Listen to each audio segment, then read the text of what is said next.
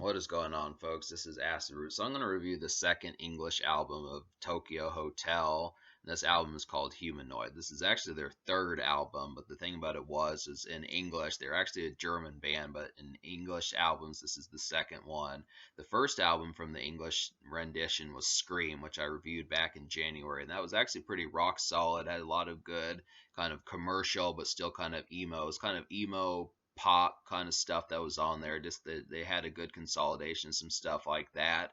I would definitely have to say that this album is not quite as makeshift in that sense, but it does have like a lot of kind of like techno and kind of electronic type songs for definitely like a club sense. It is still kind of moody, but it's just a lot more like layered this time. I feel like it's a lot more pungent and kind of more like I feel like it's a lot more pungent and kind of more lively this time. I just like the concept behind it. This has a lot more electronic energy, right down to the album cover, which looks like some sort of Terminator robot or something like that, or something from like iRobot or something. I definitely feel like this concept really showcases the kind of like mechanical and industrial kind of draw of this sort of concept, but it results in some pretty strong music. Like I kind of noticed this project, Jackal Goldkick showed me a couple of songs from it, and I wanted to see more about it. That was a ways back, but I definitely wanted to see some stuff about it just to kind of see the context as to what happens with it.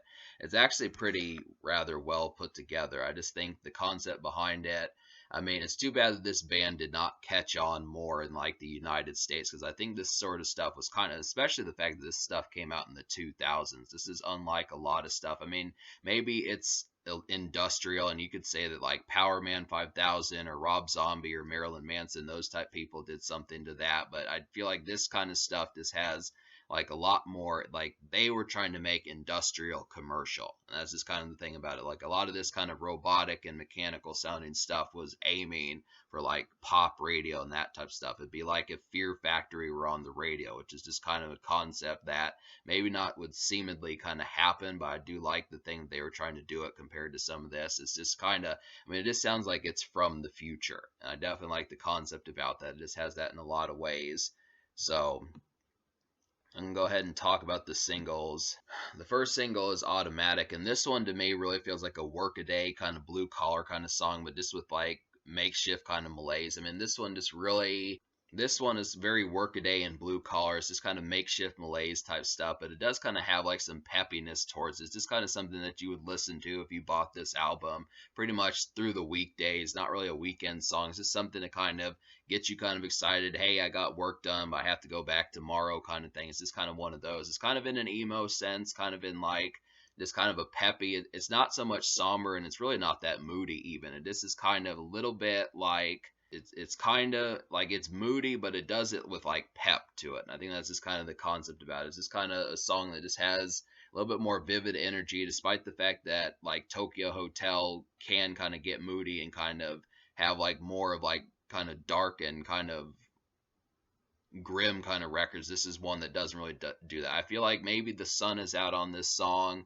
but it's just kind of more in like clouds are in the sky, like maybe it just rained, something like that. You know, you get that context that it's just kind of maybe it's gloomy, but it's peppy about being gloomy, and that's just kind of the concept about it. It's just very kind of workaday and just kind of like blue collar gloss, just with an emo sense towards it, which I kind of like. So that's the first single. The second single is World Behind My Wall, and I definitely like this one a lot better than Automatic. Like I do like the pep. I mean, it kind of does its job of getting you a little bit pepped up, despite the fact that it's very workaday. But I feel like World Behind My Wall is just a lot more somber and kind of more of a ballad type song. This one's not quite as quick tempo as Automatic, but it is kind of like in a ballad sense. It's one of those makeshift kind of ballads, but it's emo in there, and that's this kind of thing. It's a workaday kind of something you could hear possibly on the job if they knew about this music, but it's just very somber, and I like that. That's kind of the concept. Where most of the time when you hear like makeshift ballads or something like that, those kind of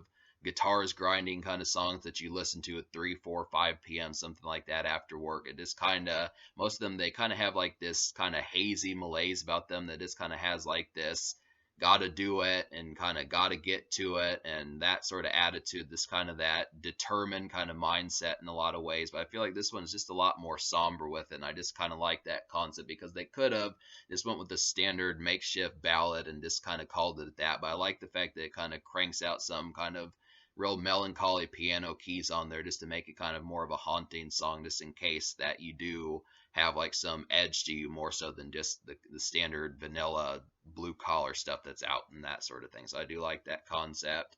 But to talk about the rest of this album, there's actually 16 songs. The Spotify edition has 16 songs, and I'm reviewing that version. So the deluxe edition adds 4 songs, but it's really just 12. So I'm going to go ahead and talk about the 11 songs out of 16 I recommend, which is actually out of the standard 12 song package, I like 9 out of 12 of those songs. That's really good, but there's 2 bonus songs on the deluxe edition that I didn't enjoy, but we'll get to some of those. So the 9 songs I recommend would be Noise, Dark Side of the Sun, Automatic, Love and Death, Dogs Unleashed, Screamin', That Day, Humanoid, World Behind My Wall, Hey You, and Forever Now. So basically, if you just to catch the make it easier for y'all, the 2 deluxe edition songs that I enjoyed were That Day and Screamin'.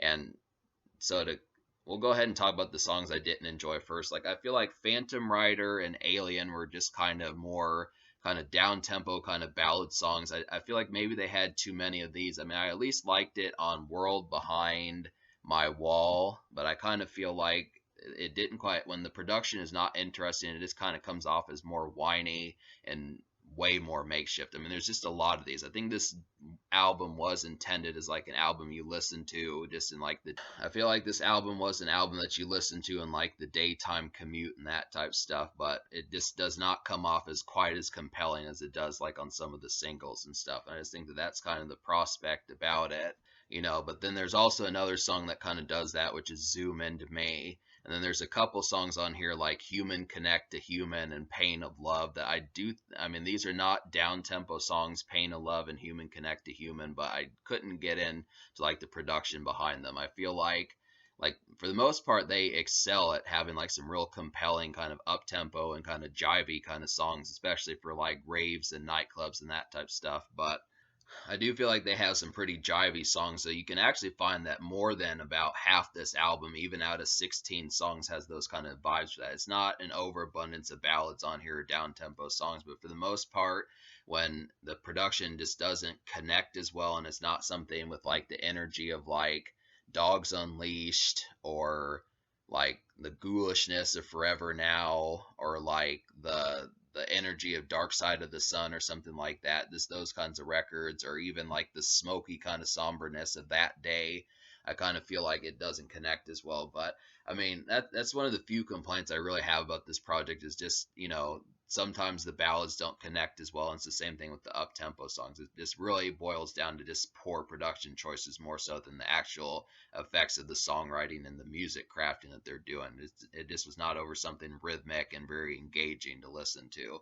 But to talk about these songs I do enjoy, like I said, I feel like one of the best beats on here is Dogs Unleashed. This one just has like a real kind of dance club kind of vibe towards it. Just nice tempo, easy one to kind of get up and dance to.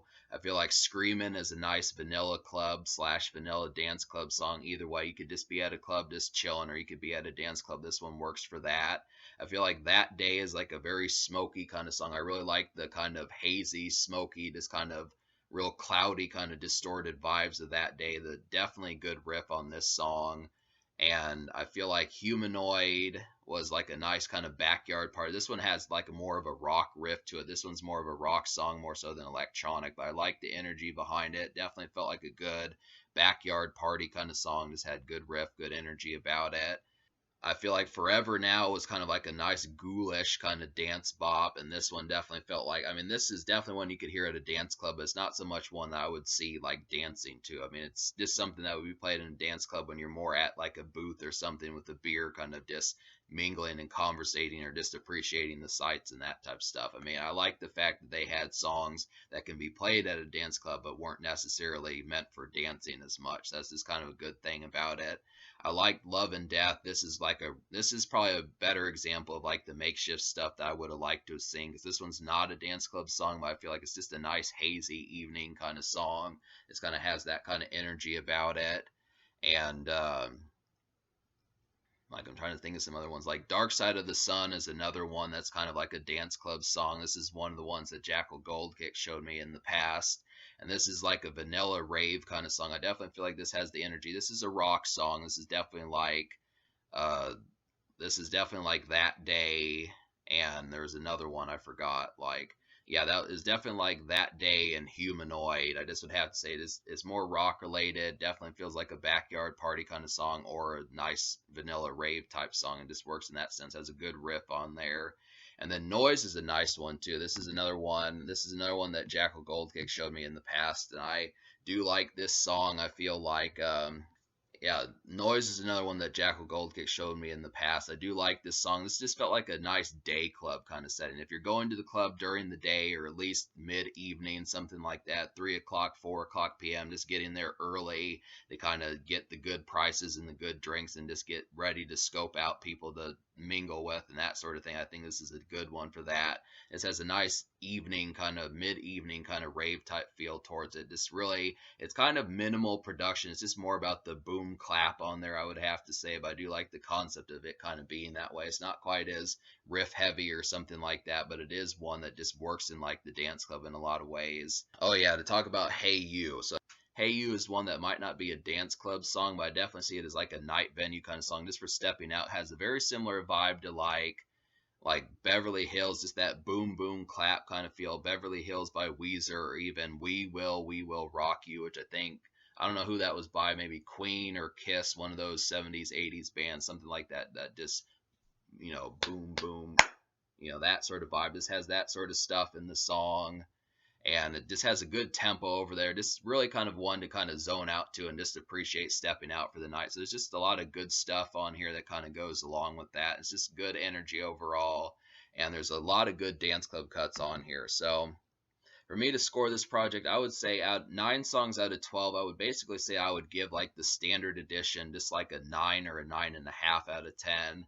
I feel like maybe, yeah, I would say like a 9.5 out of 10 would be good enough, just because I look after it. There were some extra songs. I just would say, I know when I say like when I only dislike 3 songs or so, I kind of would give it a 10 out of 10. But I just feel like the concept behind it, I don't know, just like the connection behind it. I feel like I have to detract from the score. I have to detract from the score somewhat because of the concept that it just didn't cross over very well and just kind of went basically swept under the rug, and it just didn't quite get the exposure it needs. And they don't have guests on here. I mean, it is an excellent album. That's the thing. It really has some quality. 9.5 out of 10 on the standard edition is nothing to sneeze at. But I would say me liking 11 out of 16. I would have to give this album like an 8 out of 10. With the deluxe edition, with there being 2 extra songs I didn't enjoy, the deluxe narrows the score down to like an 8 out of 10, but it does give me at least two. It does give me 2 more songs that I connected with, so that's at least the concept about it. But yeah, the standard edition gets a 9.5 out of 10. Deluxe gets an 8. And I just would have to say